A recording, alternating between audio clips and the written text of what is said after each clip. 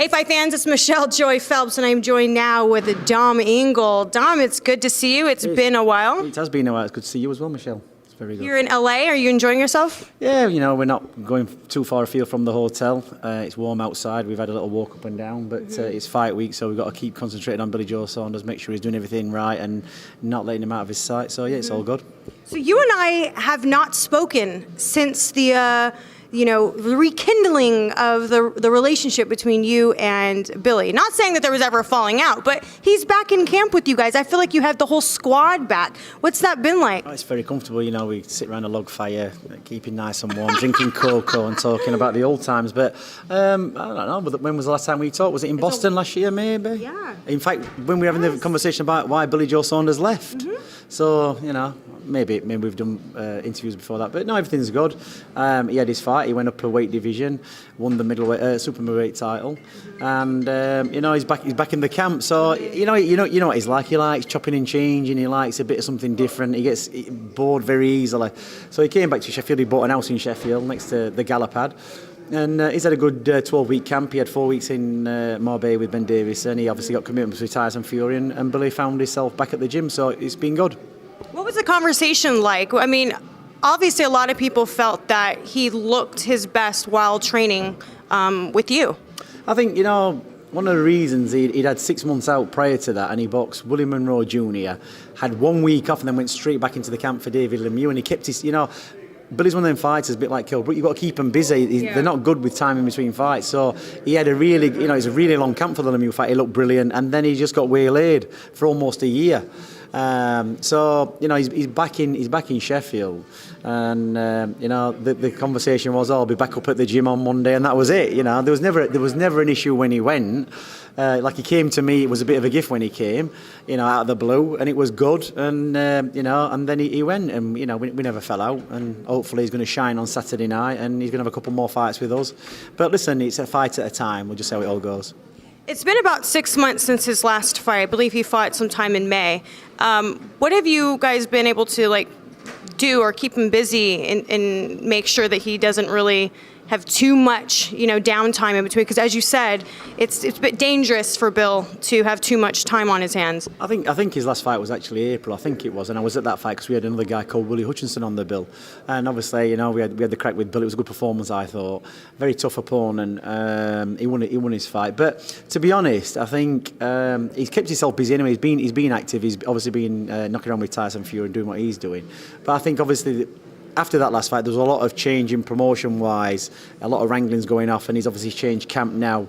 And I think he had an idea that was going to happen after the world title fight, and that's really kept him focused because he knows, when he came to Eddie Hearn, that we always say be careful what you wish for, because he's wanted these fights, and he's going to. I do believe he's going to get these fights. So he came to me and said, "Look, I've got a big contract in front of me. I've got to be switched on. I can't have any distractions. I'm 30 years old now, and I've got to do the work." So that's what's kept him focused more than anything, and kept him on it. So he has put the work in this camp. He sparred great. Sometimes just sat watching him spar. People have been coming in. It's like watching ballet dancers, the way he moves around. I just hope. Very light on his feet. He's light on his feet. I just hope that because we've come in only a week before this fight. Usually we'd be here 3 weeks. That the jet lag's not going to catch up with him. I don't think he will, because he's looking good in the little bits of training that he's doing. So I'm just hoping he puts on the performance, because a lot of people are coming up to me in the street, fight fans, and asking, they're glad to see Billy Joe Saunders in America. It's the first time he's been here. Obviously we did Canada, but that's probably more English than American. So hopefully he's going to do the performance on Saturday night. And we know he's making his first title defense against Marcelo Caceres. What can you tell us about Marcelo? He's just tough. He's got long arms. He comes to have a fight. I've watched plenty of him. He's tough. It's an ideal fight for Billy. I mean, you've got to understand that he's not going to get the Canelo or Golovkin or even Daniel Jacobs or even Andrade at middleweight straight away.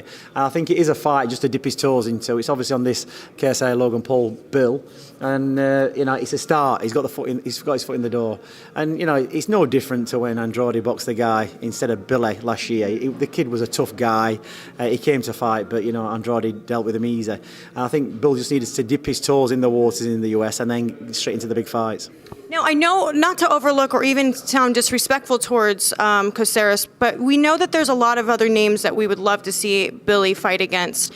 As you mentioned, some of the the guys that you have mentioned, also Callum Smith. I know that a lot of people are campaigning a bit for that unification fight. What's the likelihood that we can see it? I think that's a great fight. It's a good, it is a good fight for the UK, and I think a lot of people in America will be interested in that fight as well. But as I've said before, Callum Smith is a good fighter. He's tall, he can bang, he's on the up at the minute, and but I just know that his style is not suited to Billy. Billy's style's not suited to him. He's a southpaw Bill. Obviously, Callum's very tall, but I've seen Bill deal with very, very tall people. He's got very good footwork. He can get in and out, into position, into range, in and out of range.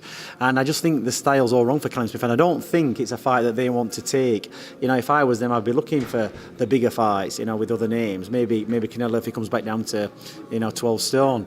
But I think if Eddie could pull that fight off, I think that'd be a great fight. I always believe that you should be the best in your own country before you take on the fighters abroad, and I think that's a great matchup between Billy Joe Saunders and Callum Smith. What do you make of Chris Eubank Jr.'s recent comments towards Billy, saying that he needs the payday? Well, I look at it this way: he got beat by a faded George Groves. The very next fight, George Groves got beat by a very good Callum Smith, and I think a good boxer, Chris Eubank Jr. hasn't got a fantastic boxing brain. His dad did, but he hasn't. And, he's never really, for me, never seemed to set the spark on fire type of thing. And Billy Joe Saunders beat him when he was 60-70% fit a long time ago. And for me, Chris Eubanks has only improved very, very slightly. Anybody gives him a bit of movement, got a bit of a boxing brain, will always outwit him. So it's an easy fight for Billy, in my opinion. And I think it'd be a great fight. People would want to see it again because obviously he has matured a little bit, Chris Eubank Jr. But it would be a good fight. But I think Billy would beat him even more convincingly the second time round. Now, speaking of Canelo, we saw what he just did at light heavyweight. Very impressive. I want to ask you how you saw the fight going all the way up until the knockout, because many of us had our scorecards with one round up for Kovalev. The Russian way of boxing. I've watched a lot of Russians. They put everything in quite early. Look at him against, when he boxed. The other fights he's had, they come in and they put in a lot of work in the 5 or 6 rounds, the Russians, and then they tend to peter off a little bit. Golovkin does the same thing, and they're always what Mayweather calls the front runners they are, but age was always going to catch up with him.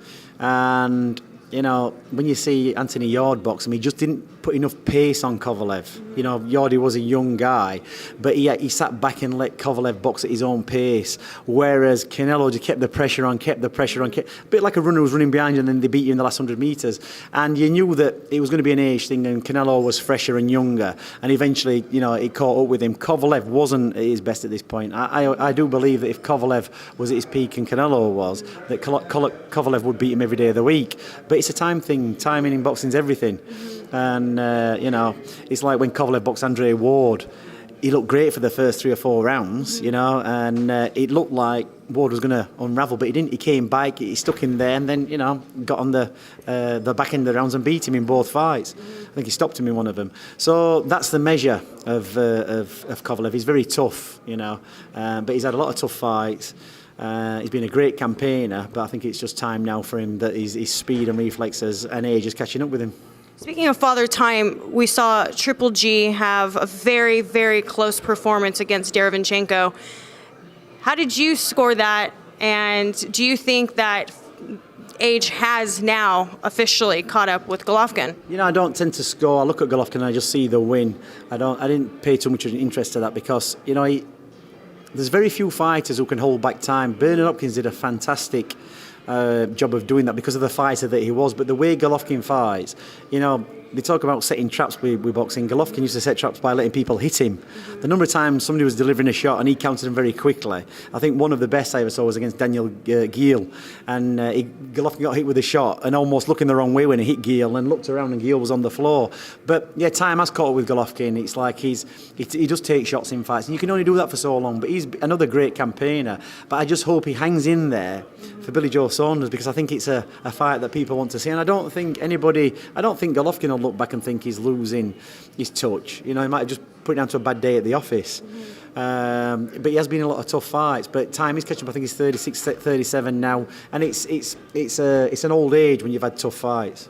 Do you worry that Billy's going to have an issue getting those big fights. Being as good as he is, he's one of those boxers that many would consider a high risk and low reward, meaning there's too much to lose, unless obviously he beats the likes of like a Canelo or Golovkin, then he elevates a little higher. But do you worry that's going to be an issue and that, you know, a year will pass before we even see a big fight?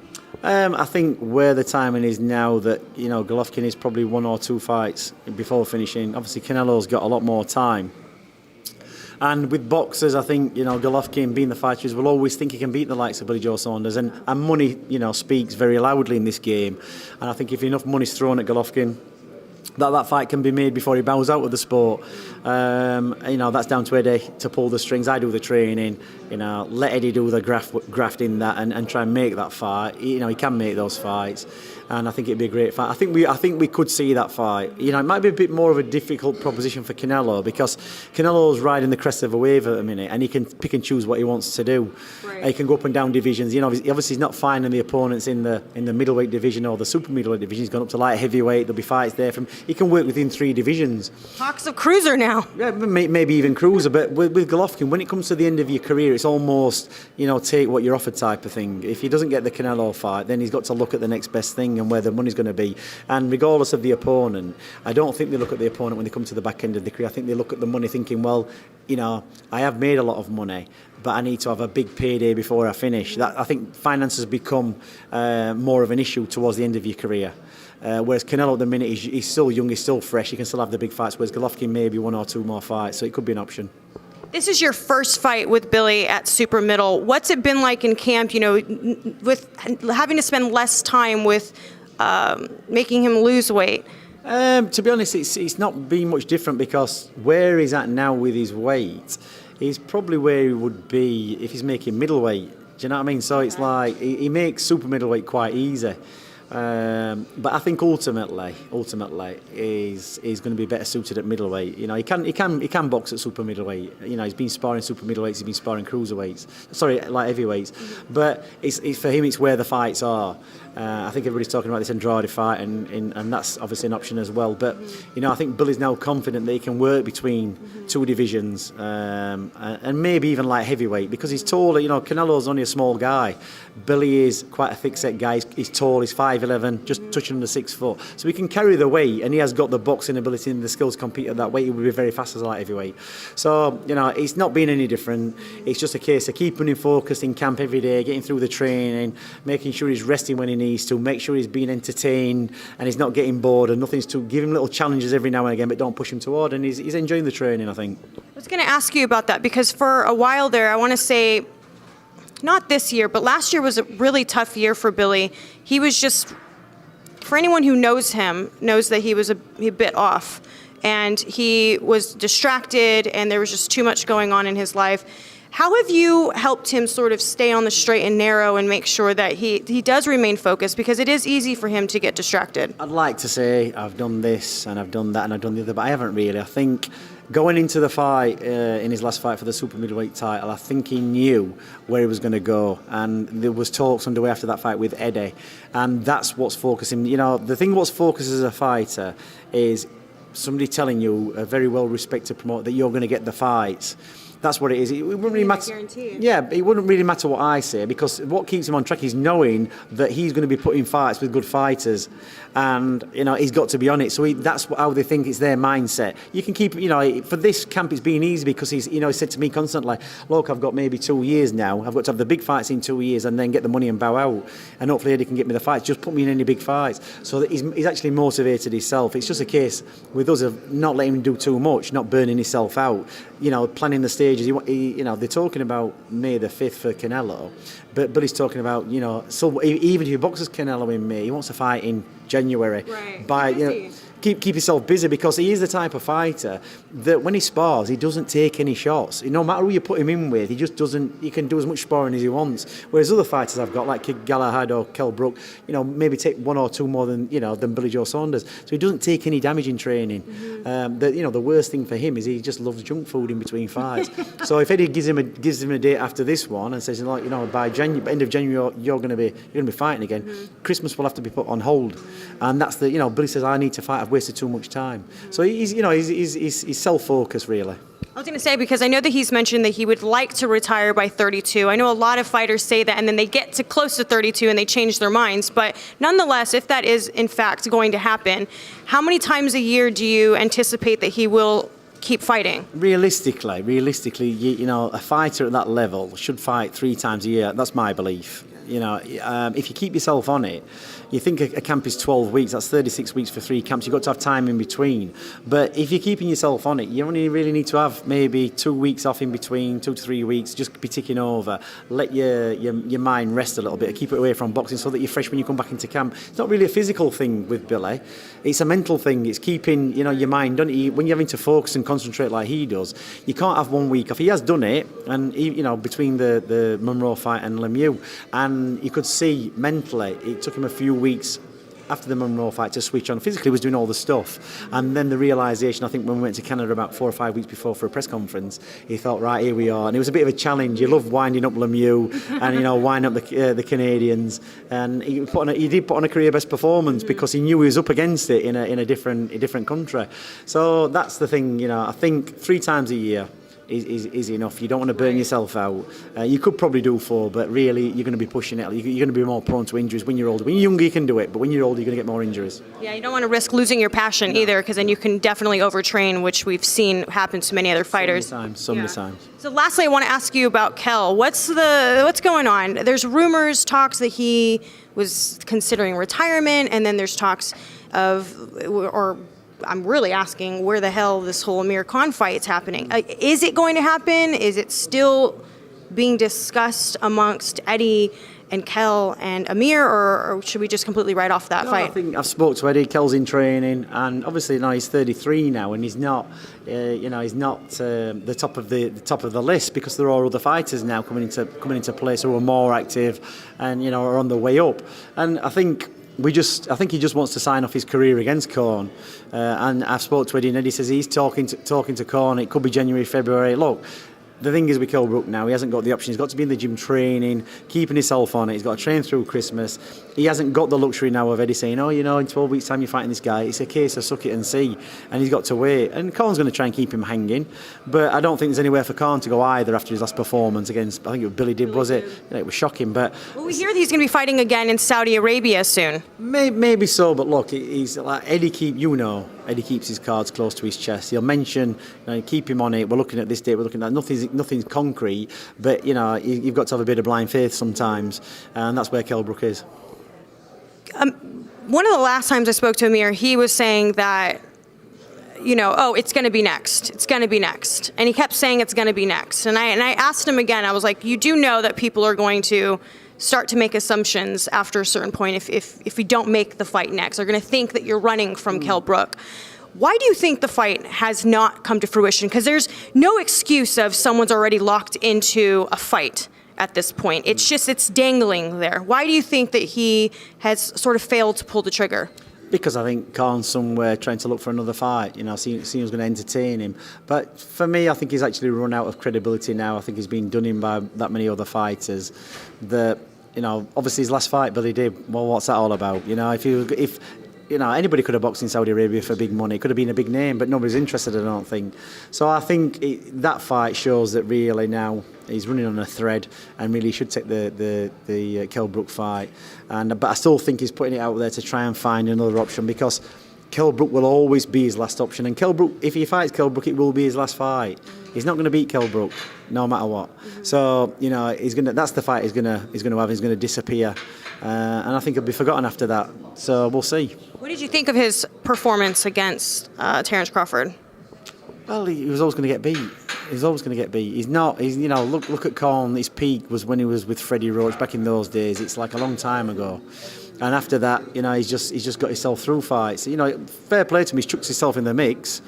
But look at the Canelo. He looked great against Canelo for 4 or 5 rounds till Canelo just set him and bum. That was it. It was lights out. And that's always going to be the case with Khan. It's not a secret in the UK. It might be in America. But even as an amateur, his chin was always a bit flaky. So he's done so well to hold up in the pro game. But it's coming to an end for him now. He's probably 30 years old, 30 odd, 31, 32. So same for him now. I think they need to get this Brook fight done, and whoever loses needs to pack up. And if there's another another fight for the winner, well, so be it.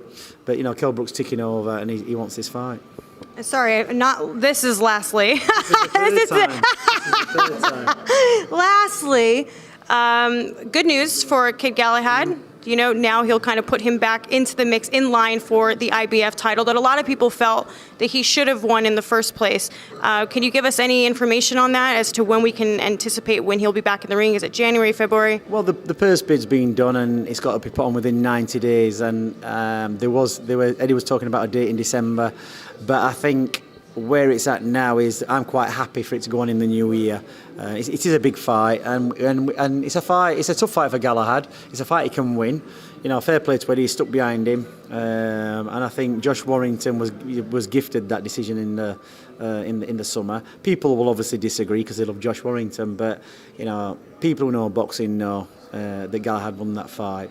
And Josh Warrington's last performance against Sofiane Touché, whatever they call him, or whatever they call, he looked like the guy never fought. And we did hear, from Frank Warren and Warrington's dad and Josh Warrington, he was going to get these big unification fights in America, and they wanted to conquer America. But where's that gone? He's not in America. We're in America. Kid Galahad's in America over here supporting Billy Joe Saunders training, and it does make me wonder who's going to fight next. But hopefully Galahad wins this eliminator, and he's thrown back into the mix with Warrington. And this time he will beat him. We'll get the decision. We'll make sure of that. And I don't think Warrington, is going to savour the thought of having to box him again. So we'll see. Maybe he moves up. Who knows? I don't know. But that's where we're heading. We're targeting Josh Warrington again. All right. Well, Dom, thank you for the last 30 minutes because I know I kept you. Your coffee's gone cold, look. So I said to you, I'll do this interview. That's a regular Starbucks. We're gonna have to go downstairs now. You have to buy me a large one. Okay. Have you got $6? I got some cash monies. Okay. I got some cash monies. You know what? I meant to ask you though. I know this is again. Lastly. Somebody told me you're high maintenance, and I went, no, not Michelle. But you know what? Now I'm thinking maybe you are high maintenance. Oh my God. Oh my God. Bite your tongue. Anyways, I'm curious, has anybody ever, or have you ever accidentally been clipped during pad work or anything like that? Because a lot of trainers have. I would expect you to know that. Being a big Billy Joe Saunders fan, I would expect you to know that, because when he first boxed Willie Monroe, I was in the changing room, and Billy has got exceptionally fast hands, and there's a clip somewhere on the internet. And he throws a backhand, I think he throws a straight left, and you see he hit me straight. Luckily, I was on the end of the punch, I wasn't falling into it. He just clipped me a little bit. I didn't even see the shot coming, and I do a lot of pad work, so you do tend to avoid it. And his hands were that fast, I did not see the shot. So if you actually type in there, you'll find it somewhere. You can put it on this end of this interview and say, big red arrows like you do, and look at this, and But the thing is, even if he did, I've got a solid chin, and I'm not going down. So was he the only one though? I've had my fingers broken on the pads. I've had the ribs banged up a bit, but I think he's the only one who's actually I think Kell Brook once hit me. I got the pad at the side of my face. That actually probably toppled me over, but more the force of the leaning into it. But as far as a clean shot's concerned, I've managed to stay on my feet. Okay. So I've got a solid chin. Yeah. Okay. All right, Dom. Thank you so much for your time. He's like, I got a solid chin. All right. Well, thank you so much for your time. I appreciate it as always. And hey, look, I look forward to seeing all the big fights being made between all three of the guys that we talked about today. Don't forget, large Americano, skim milk, yeah? Takeaway. We're going to go downstairs right now. Okay. All right. Bye, Fight fans.